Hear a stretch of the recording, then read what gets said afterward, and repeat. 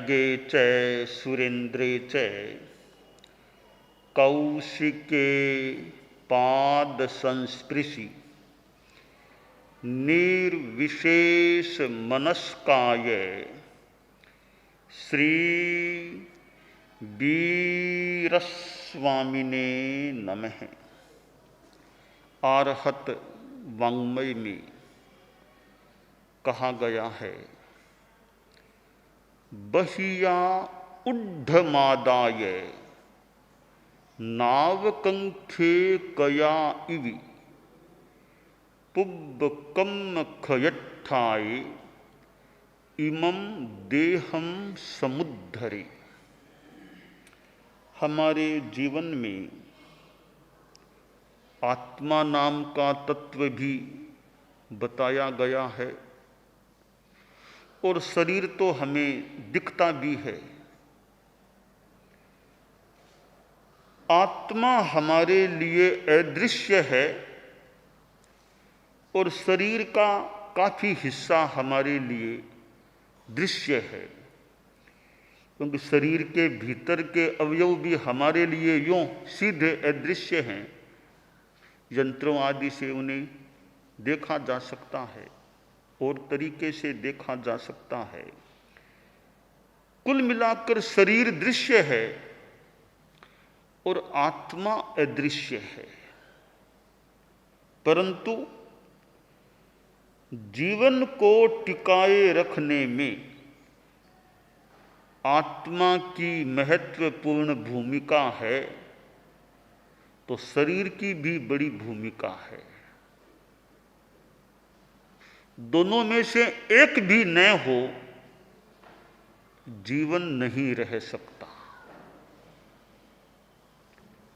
आदमी की मृत्यु हो गई, शरीर तो पड़ा है, पार्थिव देह पड़ी है, परंतु आत्मा नहीं है भीतर में, अब जीवन समाप्त है।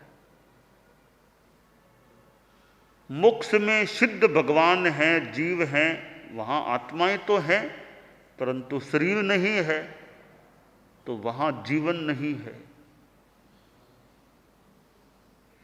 जीवन वही हो सकता है जहां आत्मा और शरीर में साहचर्य ही नहीं, एक तरह से भीतर में प्रवेश हो, यानी आत्मा शरीर के भीतर में हो। साहचर्य तो दो आदमी थोड़े फासले से साथ साथ चले वह भी हो सकता है, वह साहचर्य नहीं। आत्मा भीतर में है शरीर में तो जीवन है।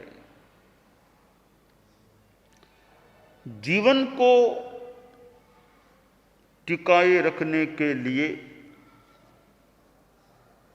शरीर को पोषण देना अपेक्षित होता है। अगर शरीर को पोषण न दिया जाएगा तो आत्मा शरीर से अलग हो जाएगी, मृत्यु हो जाएगी। जीवन को चलाने के लिए शरीर को धारण किए रखना आवश्यक है, और शरीर को धारण करने के लिए हवा भी मस्ट है, जरूरी है, पानी भी जरूरी है, साथ में भोजन भी चाहिए। तीनों में तारतम्य का विश्लेषण करें तो हवा सबसे ज़्यादा जरूरी है, नंबर 2 में पानी को मान लें, नंबर 3 में फिर भोजन को मान लें। जल को भी एक रत्न कहा गया है, अन्न को भी रत्न कहा गया है। पृथिव्याम त्रीणि रत्नानि जल मन्नम सुभाषितम मूढ़ई पाषाण खंडेशु रत्न संज्ञा विधीयते। कवि ने कहा कि इस पृथ्वी पर 3 रत्न हैं। अब रत्नों की बातें अलग अलग विवक्षा से हो सकती हैं। ऐसे सम्यक्त्व आदि वे रत्न है, ज्ञान दर्शन चारित्र्य भी रत्न है, और यहाँ थोड़ी एक भौतिक जगत प्रधान बात है। तो कहा गया कि जल एक रत्न है, क्योंकि पानी बिन सब सून, पानी नहीं है तो जीना मुश्किल हो जाता है।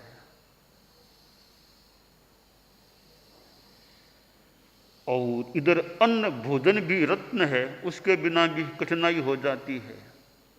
तीसरी बात कह दी सुभाषितम, अच्छी भाषा, अच्छे सूक्त, अच्छे अच्छे सूक्त होते हैं, उनसे भी बड़ा ज्ञान मिल सकता है। अच्छी भाषा बोले कोई, वो भी बढ़िया है। अच्छी भाषा बोलकर दूसरों को निकट किया जा सकता है, मानो एक प्रकार से अपने सामीप्य में, अच्छे संबंधों में लिया जा सकता है। भाषा बढ़िया नहीं बोले तो निकट वाले भी दूर हो सकते हैं। यह भाषा का मानो चमत्कार है। बढ़िया बोलो तो दूर वाले भी निकट हो सकते हैं, और ऐसी वैसी भाषा बोलेंगे तो निकट वाले भी दूर हो सकते। तो सुभाषित भी एक रत्न है।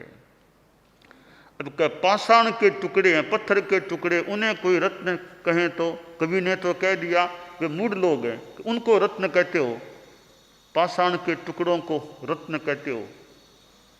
ठीक है, उनका अपना महत्व है, इनका अपना महत्व। जहां इनका महत्व है जलमन्नम सुभाषितम, इनके सामने वे पाषाण के रत्न बोने फीके पड़ सकते हैं।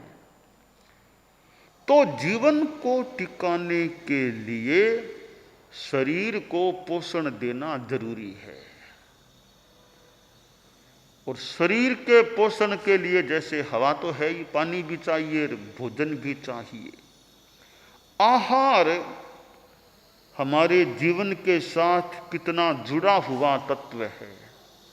आमतौर से आदमी खाने वाले रोज ही खाते हैं, तपस्या करने वालों की बात छोड़ दें, या जो अभावग्रस्त हैं, गरीब हैं, जिनको मिलता नहीं, ऐसे लोगों की बात छोड़ दें, कोई बीमार की बात छोड़ दें, बाकी आमतौर से आदमी रोज खाता है। तो भोजन कितना जुड़ा हुआ है हमारे जीवन के साथ। अब एक प्रश्न है कि जीवन को क्यों टिकाएं, क्यों इतना करना पड़ता है।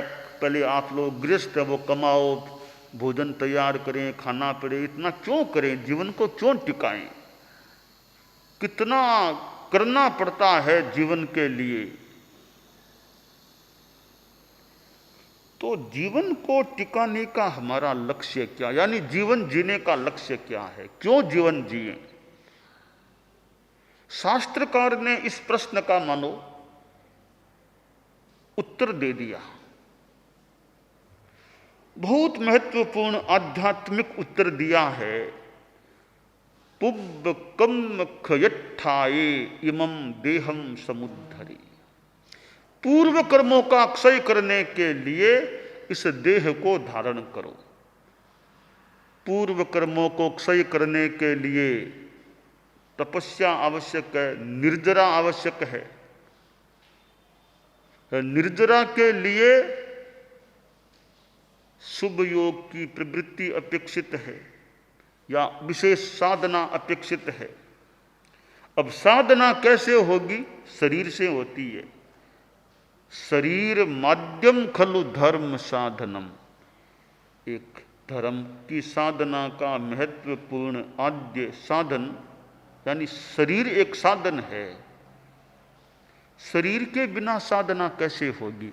अब मानव शरीर है, औदारिक शरीर है, यह मानव शरीर, इसमें जितनी साधना हो सकती है वैक्रिय शरीर में वो साधना नहीं। देवों का शरीर है वो वैक्रिय शरीर है, नारकीय जीवों का शरीर भी वैक्रिय है। त्रियंचों के औदारिक शरीर होता तो है, वो शरीर इतना लायक नहीं है। मनुष्य का जो औदारिक शरीर है वह धर्म की साधना के लिए बहुत फिट है, योग्य है, उपयुक्त है। त्रियंचों के भी औदारिक शरीर तो है, पर औदारिक में भी अंतर है। पर पशुओं आदि वाला औदारिक, ये मनुष्यों वाला औदारिक। तो मनुष्यों वाला जो औदारिक शरीर है वो धर्म की साधना का सशक्त एक भाजन बनता है, आयतन बनता है, स्थान बनता है, साधन बनता है। केवल ज्ञानी होने वाले तीर्थंकर होते हैं, इसी शरीर में साधना करते हैं। भगवान महावीर ने कितनी साधना की, करीब 12.5 वर्षों तक वो उनका केवल ज्ञान प्राप्ति से पहले तक का साधना काल रहा। वह साधना किस शरीर से की? इस औदारिक शरीर से ही की।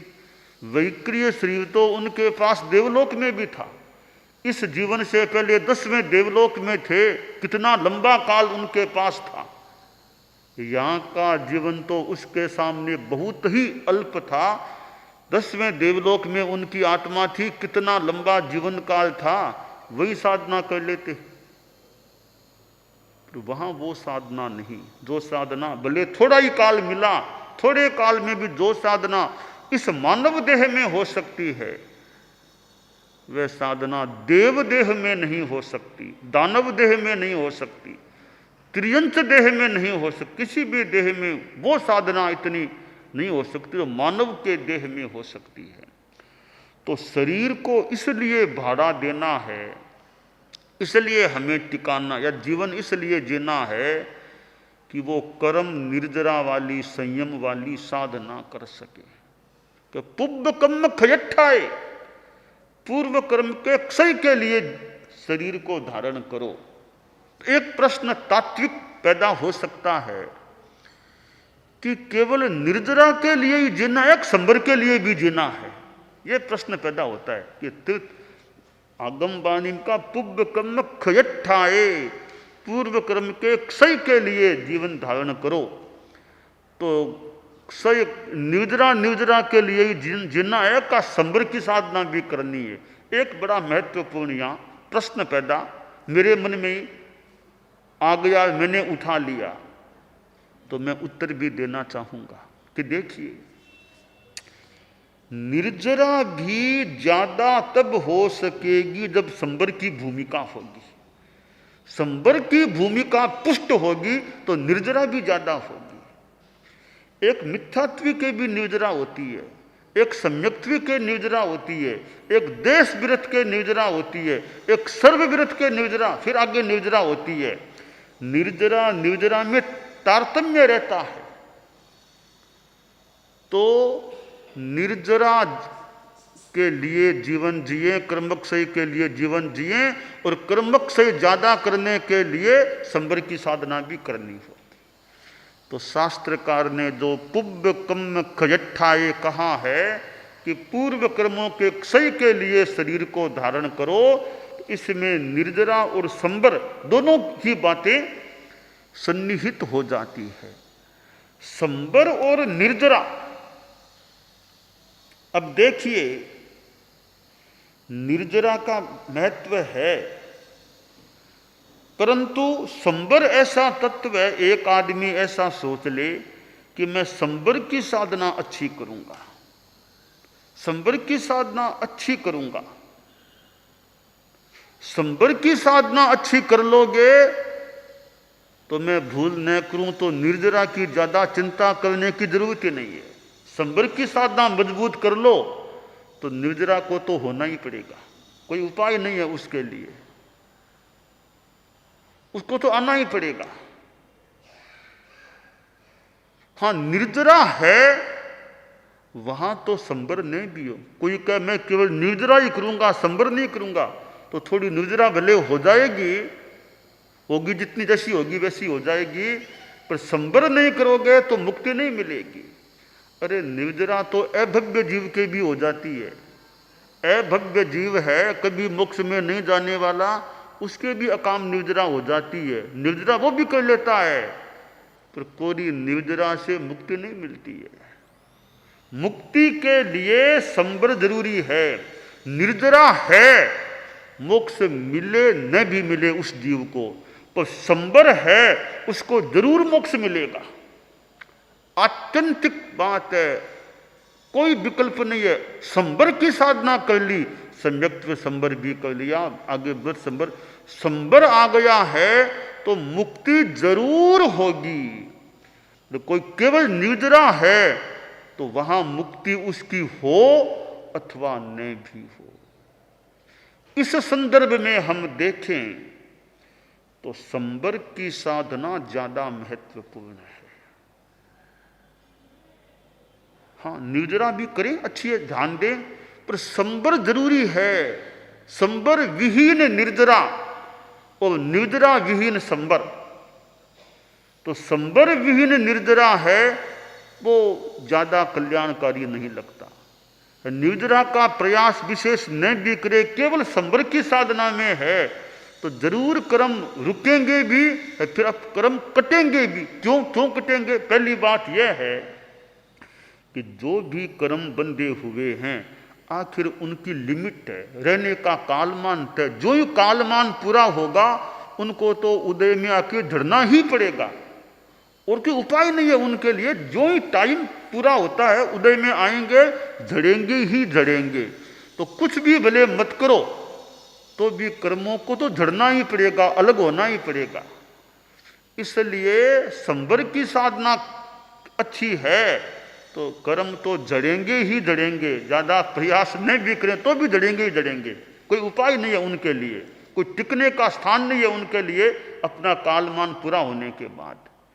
परंतु संबर नहीं है तो कुछ कर्म कटे, फिर नए बंदे, फिर नए बंदे, सिलसिला चलता भी जाएगा, तो मोक्ष नहीं हो पाएगा, संबर नहीं होगा। तो इसलिए यह एक थोड़ी गहन बात है कि अध्यात्म की साधना में संबर का मेरी दृष्टि में ज्यादा महत्व है कि संबर की साधना होनी चाहिए। मकान की सफाई करनी है, कभी गेट बंद नहीं, ऐसे ही सफाई करो, गेट खुला रहेगा तो एक बार कर लो, फिर आंधी आएगी, हवा आएगी, मिट्टी आ सकती है। दरवाजा बंद नहीं, फिर मिट्टी आ सकती है। कि सफाई, दरवाजा बंद है तो कम से कम नई मिट्टी तो आएगी नहीं ना, सब बंद है तो। अब मान लो पुरानी मिट्टी है, थोड़ी है, उसको निकालने की बात है, कर्मों में वो तो अपने आप ही निकल जाती है। तो संबर बहुत महत्वपूर्ण चीज है अध्यात्म की साधना में। नव तत्वों में ये संबर और निर्जरा और आश्रव, यानी आश्रव को जान लिया कि कर्म आने का रास्ता है, रोकने का उपाय संबर है। जो पहले से अर्जित कर्म है, पाप कर्म, जो भी कर्म, उनको निकालना है तो पाप कर्मों को तोड़ने के लिए निर्जरा है। तो निर्जरा का भी स्थान है। तो हम तुलनात्मक दृष्टि से देखें तो करणीय, करना क्या चाहिए, तो निर्जरा करणीय है। पर संबर पर हम ज्यादा ध्यान दे लें कि अशुभ योग मेरे हो नहीं, व्रत संबर मेरा पुष्ट रहे, अशुभ योग हो नहीं, तो नया तो बंधन कम से कम अव्रत आश्रव का भी नहीं, इधर मिथ्यात्व का भी नहीं, दो तो अच्छी तरह हो गए। अब बाकी के जो संबर हैं, जो जो साधना बढ़ेगी वे भी मान लो हो जाएंगे, तो निर्जरा भी अपने आप होगी ही होगी। निर्जरा का प्रयास भी साथ में करते रहें तो एक सामान्य आदमी के लिए वो निर्जरा का प्रयास है, वो संबर को भी पुष्ट कर सकता है कि भी मुझे तो स्वाध्याय में रहना है, ध्यान, इसका मतलब वो और पापों से बचेगा। निर्जरा कब होगी? और अशुभ योग से बचेंगे तभी निर्जरा होगी ना। तो अशुभ योग से बचेंगे, कम से कम वो एक संयम हो गया, यानी कर्म नए नहीं लगेंगे। तो निर्जरा और संबर योग एक दूसरे के सहयोगी बन जाते हैं। तो तुलना करें तो मैं भूल न करूं तो निर्जरा की अपेक्षा संबर का ज्यादा महत्व है अध्यात्म की साधना में। तो भोजन है वो हमें किस लिए, खासकर साधु की बात करें कि साधु आहार क्यों करे, कि कर्मों को क्षय करना है, या कर्मों को क्षय करने के लिए संबर की साधना भी करनी है, निर्जरा भी होनी अपेक्षित है। इसके लिए भोजन करो कि भोजन करूंगा तो मैं चल पाऊंगा, विहार कर पाऊंगा, सेवा कर सकूंगा, वृद्धों आदि की सेवा कर सकूंगा। और स्वाध्याय भी अब थोड़ा खाऊंगा तब तो स्वाध्याय सीखना, हमारे बाल मुनि भी बैठे हैं कुछ खाएंगे तब तो सीखना भी मान लो कर ले, खाना नहीं मिलेगा, उपवास बेला तेला चोला, तो अब तो सीखना नहीं हो सकता, अब लेटना पड़ेगा। तो खाना मिलेगा तो स्वाध्याय भी अच्छी तरह हो पाएगा। तो इसलिए भोजन करें कि कर्म काटने की या और संबर की साधना हमारी अच्छी चल सके। तो भोजन के साथ में भजन यानी साधना चले तो हम मोक्ष की दिशा में आगे बढ़ सकते हैं।